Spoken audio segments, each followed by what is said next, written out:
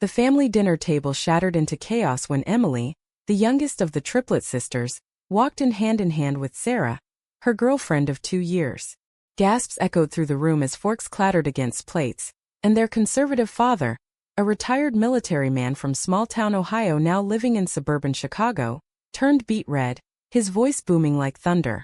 "What the hell is this?" he demanded, slamming his fist down. While Emily's heart raced, knowing this moment could unravel the fragile threads holding their family together. Emily had always been the outlier among the triplets. Born identical in appearance, petite frames, hazel eyes, and freckles dusting their noses, they diverged wildly in paths. Sophia, the eldest by minutes, married her high school sweetheart, a banker named Tom, and settled into a picture-perfect life in the suburbs with 2 kids and a minivan. Isabella, the middle one, followed suit, wedding a doctor, Mark, and channeling her energy into charity galas and PDA meetings. Emily, however, pursued art in New York City, where she discovered her true self amid the vibrant chaos of galleries and underground scenes. But back in Chicago for their parents' 40th anniversary, the weight of expectation crushed her. As the room froze, Sarah squeezed Emily's hand, her presence a quiet anchor. Sarah was everything Emily needed, confident, with a sharp wit honed from years as a journalist, her short hair framing a face that radiated empathy. They'd met at a protest against discriminatory laws, bonding over shared outrage and whispered dreams. Now, facing the family, Emily's voice trembled but held firm. "Dad, Mom, everyone, this is Sarah. She's my partner. I love her." The words hung in the air like a grenade pin pulled. Sophia's eyes widened in disbelief, her perfectly manicured hands clutching her napkin. "Emily, what are you doing? This is Mom and Dad's special day." Isabella shot her a glance, then turned to their mother, who sat silent, tears welling in her eyes. Patricia, their mom, a devout Catholic homemaker, had raised them with Bible stories and Sunday masses. The idea of one daughter loving another woman clashed against her worldview like waves on rocks. "Emily, honey," she whispered, "are you sure? This isn't natural." The tension escalated as their father, Robert, stood up, his chair scraping harshly against the wooden floor. "No daughter of mine will parade this abomination in my house." He pointed a finger at Sarah. "You get out. And Emily, if you choose this path, you're no longer welcome here." Emily's stomach twisted. She'd anticipated resistance, but not this ultimatum. Sarah tugged gently at her arm, whispering, "We can leave." But Emily shook her head. This was her family. She couldn't just walk away. Dinner devolved into a battlefield. Sophia tried mediating, her voice soft but insistent. "Dad, let's talk about this calmly. Emily's still our sister." But Isabella, ever the pragmatist, sided with their parents. "Soph, think about the kids. What will they say at school? This could ruin everything." Emily felt betrayal sting like a slap. Her sisters, once her confidants and childhood secrets, now viewed her as a threat to their normalized lives. "Ruin what?" Emily shot back. "Your perfect facades? I've hidden who I am for years because of this family. No more." As accusations flew, memories flooded Emily. Growing up, the triplets were inseparable, sharing clothes, crushes on boys, or so Emily pretended, and dreams of futures mirroring their parents. But in high school, Emily's feelings for her best friend, a girl named Lisa, confused her. She buried them, dating boys to fit in, but college in New York cracked her shell. Therapy sessions revealed her truth. She was gay. Coming out to Sarah felt like freedom, but telling her family? That was the real prison break. Robert's rage peaked when he invoked religion. "The Bible is clear, Emily. This is sin." Sarah, unable to stay silent, interjected politely. "Sir, with respect, love isn't a sin. Emily's happiness matters." But that only fueled the fire. "Don't you lecture me in my home," he bellowed. Patricia finally spoke up, her voice cracking. "Emily, we've always loved you. But it goes against everything we believe. Please think about what you're doing to us." Emily's inner turmoil raged. Part of her wanted to retract, to say it was a joke, to preserve the peace. But glancing at Sarah, seeing the quiet strength in her eyes, she knew backing down would betray herself. "I'm not doing anything to you," Emily said firmly. "I'm just being me. If you can't accept that, then maybe I don't belong here."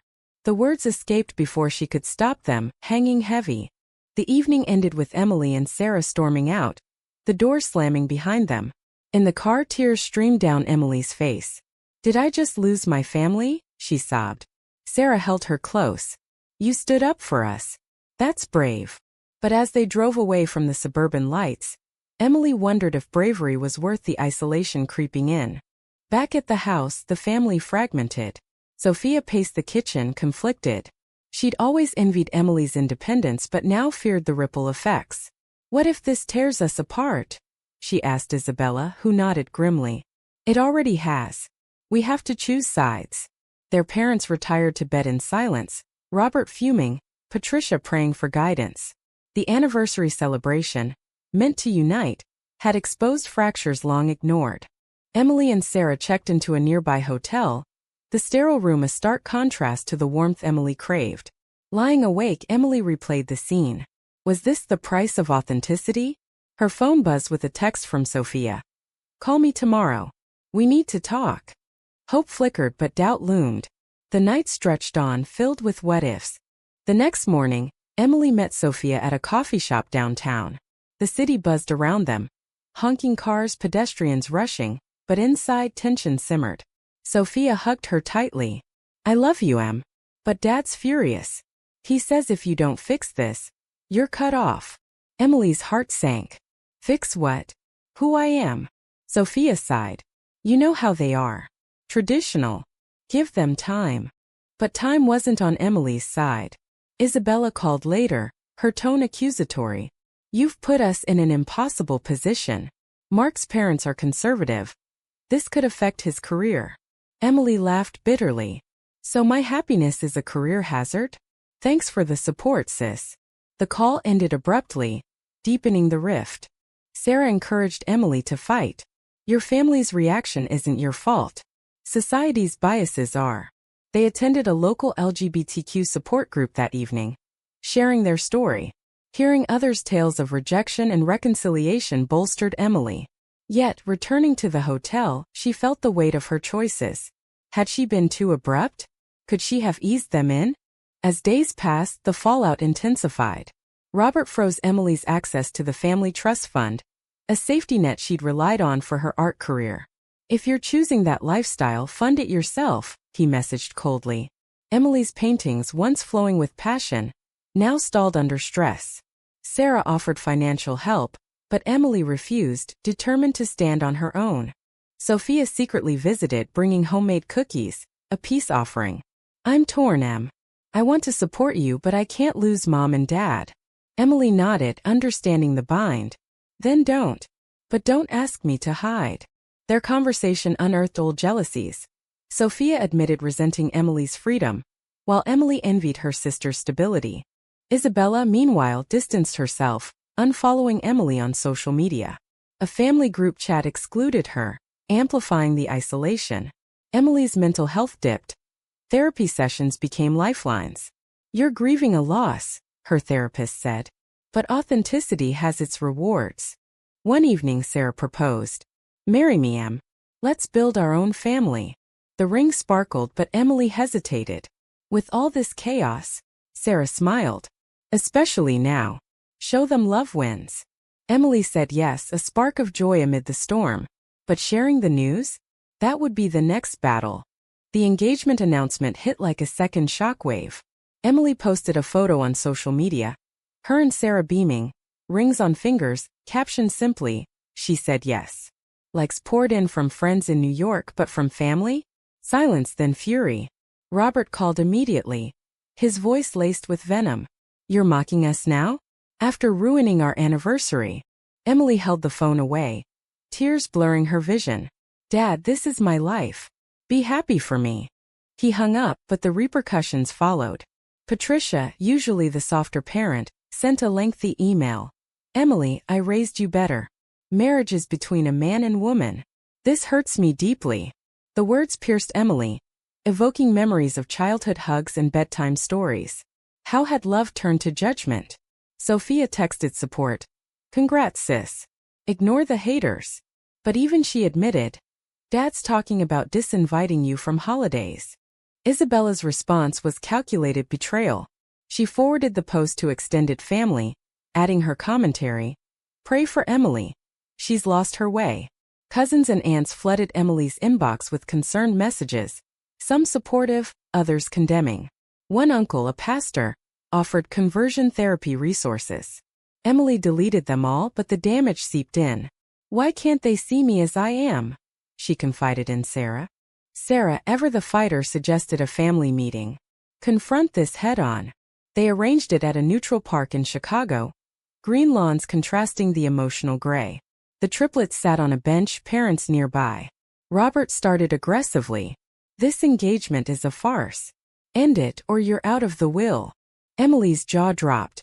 "You're using money to control me?" Patricia interjected, tears flowing. "We just want what's best. Think of your soul."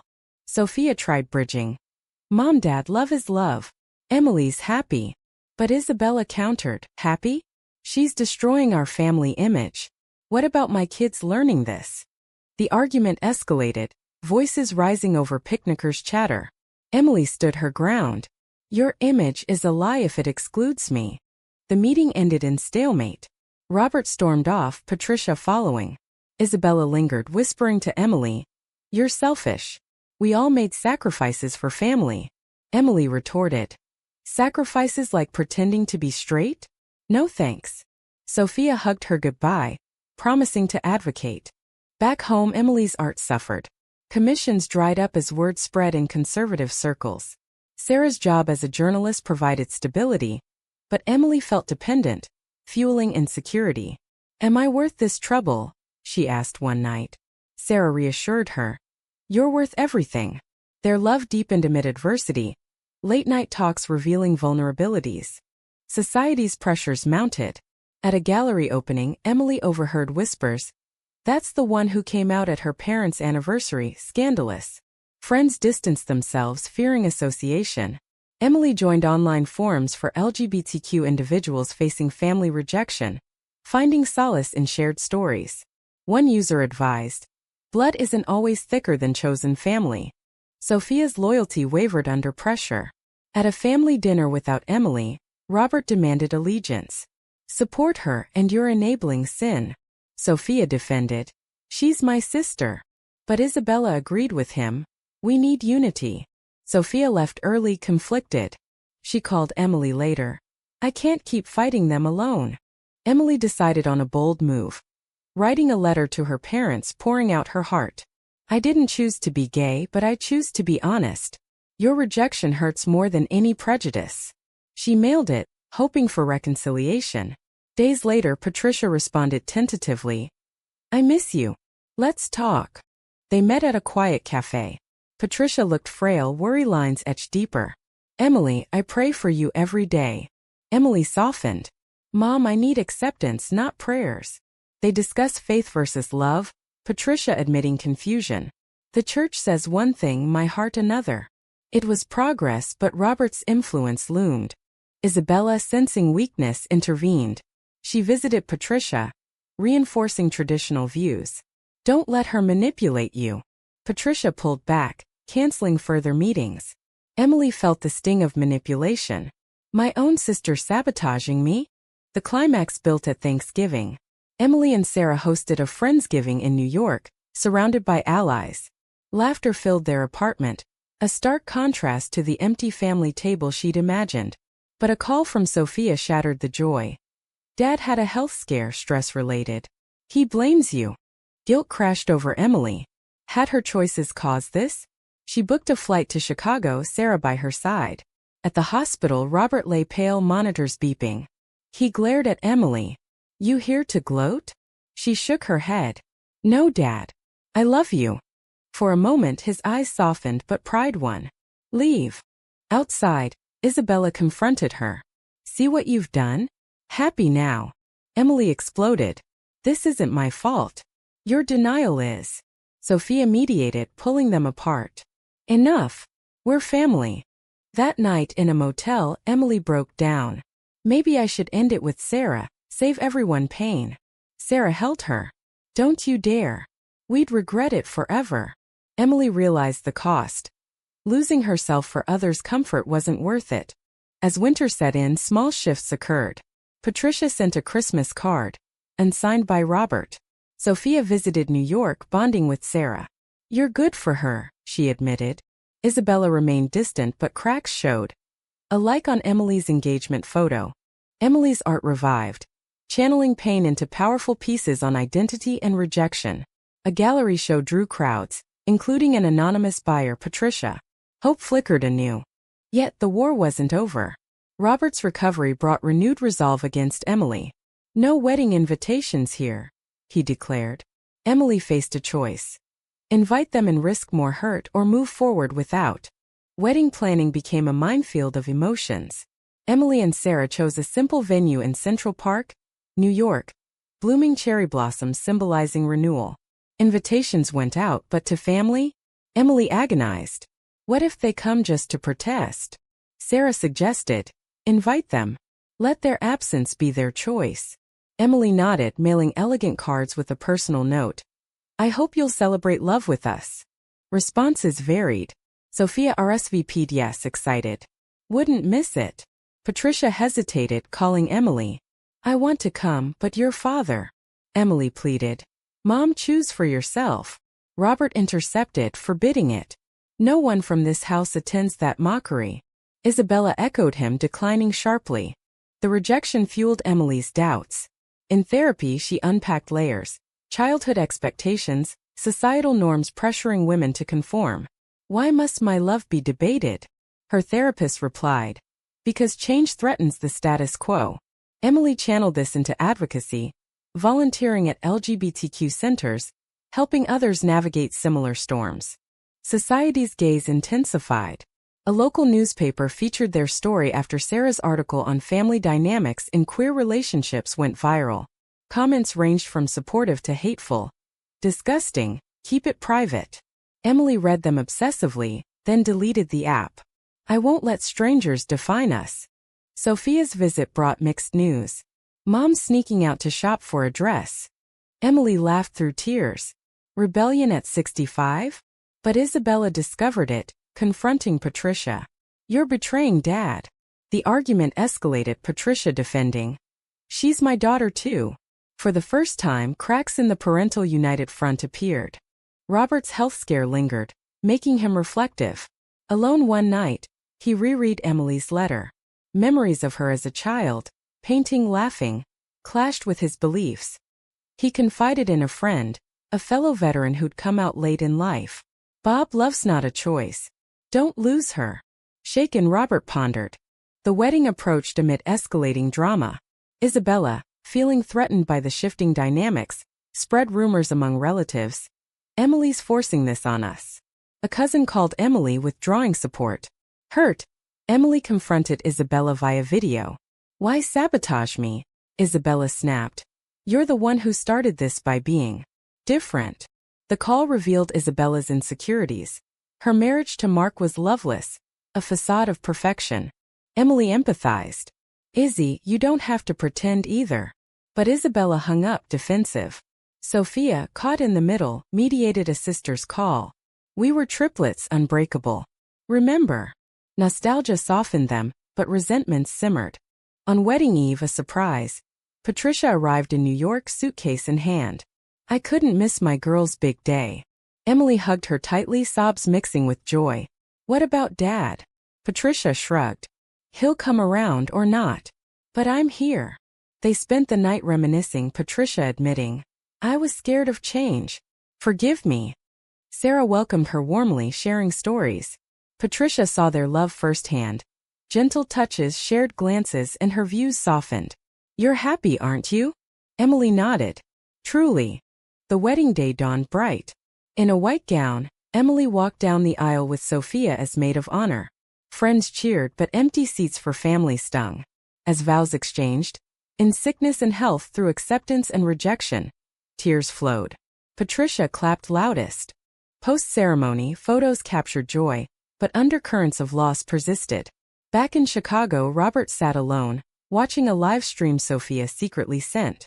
Seeing Emily radiant, he felt a pang. Isabella, invited but absent, regretted later, texting apologies. I was wrong. Congrats. Honeymoon in Hawaii brought respite. Beaches and sunsets healed wounds, but Emily worried about the future. What if they never fully accept? Sarah replied. Then we build our world. Returning home, reality hit.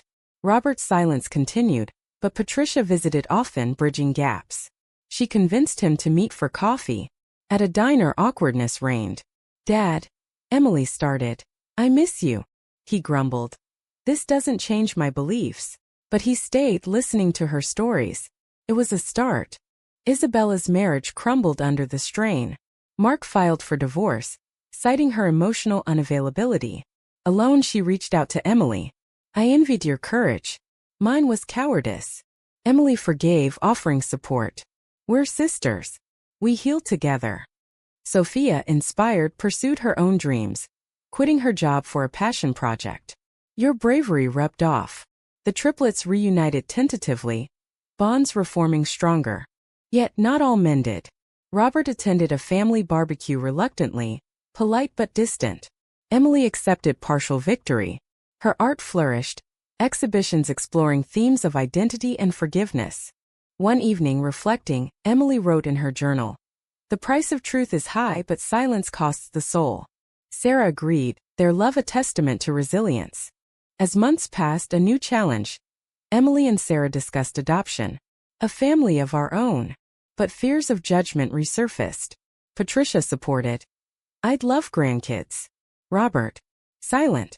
The story's tensions peaked when Isabella, rebuilding her life, came out as bisexual. Hiding ate at me. The family reeled again, but Emily's path paved the way. Support came easier this time. Isabella's revelation sent shockwaves anew. At a family Zoom call, arranged for updates, she blurted, I'm dating a woman. After the divorce, I realized. Silence descended. Robert's face hardened, Patricia gasped, Sophia smiled knowingly. Emily, stunned, felt vindication mixed with concern. Izzy, are you sure? Isabella nodded. Watching you fight made me see my truth. Robert exploded. Not another one. Is this contagious? He logged off abruptly. Patricia, evolved from Emily's journey, responded gently. Honey, if it makes you happy. Isabella cried. It does, Mom. But I fear the same rejection. Emily offered guidance. It's hard, but worth it. The sisters bonded deeper, sharing experiences. Sophia confessed. I question too, but I'm straight. Still, I get the pressure. The triplets, once divided, united against external biases. Society's mirror reflected harshly. Isabella faced backlash at work. Colleagues whispering, clients pulling away. Why now? She asked Emily. Because denial breaks you eventually. Isabella volunteered with Emily at support groups, finding community. Robert's resistance cracked under double pressure. Patricia urged, Bob, we've lost enough time. He attended therapy reluctantly, confronting ingrained prejudices from his military upbringing. The world changed, I didn't. Sessions revealed his fear, losing control over his daughters' lives. A breakthrough came at Easter dinner. All gathered, Emily with Sarah, Isabella with her new partner Mia, a kind teacher.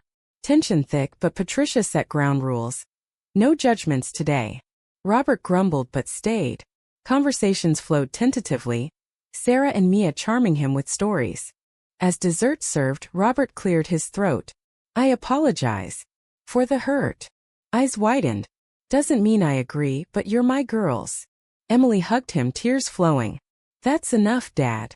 Isabella followed, the family circle mending. But healing wasn't linear. Backslides occurred.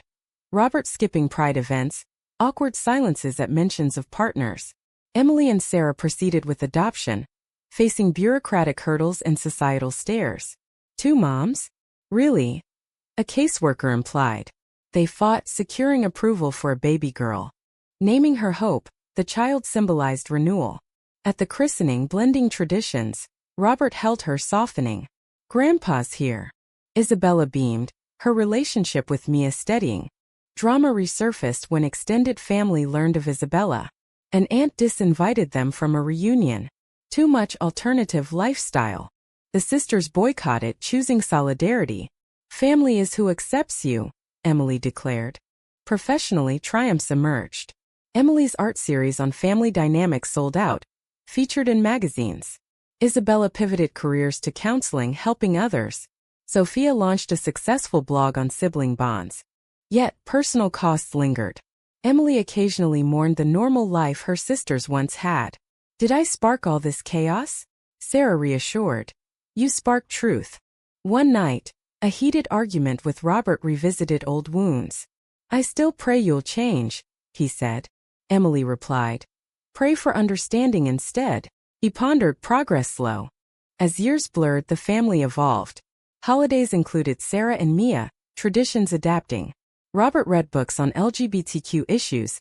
Patricia joined PFLAG.